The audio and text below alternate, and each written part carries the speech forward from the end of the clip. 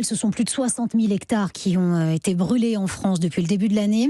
Et tous ces incendies ont des conséquences à long terme sur le climat. On parle de plus d'1 million de tonnes de CO2 relâchées dans l'atmosphère en France, selon le programme européen sur le changement climatique Copernicus. Les précisions de Stéphane Ourevitch, l'un des responsables du bureau d'assistance de Copernicus. La combustion d'une matière carbonée comme les arbres relâche du carbone. On est à 1 million de tonnes depuis le début de l'année et c'est l'équivalent des émissions annuelles de 790 000 voitures. L'année n'est pas finie, loin de là.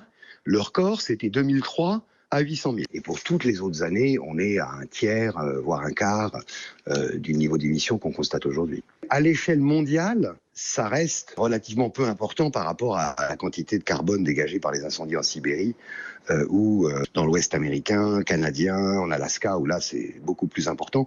Mais enfin, à l'échelle européenne, c'est très important. On rentre dans un cercle vicieux. Plus il y a d'incendies, plus il y a de gaz à effet de serre. Plus il y a de gaz à effet de serre, plus il y a de sécheresse, d'épisodes de canicule. Et donc, plus il y a d'incendies. Un propos recueilli par Caroline Baudry.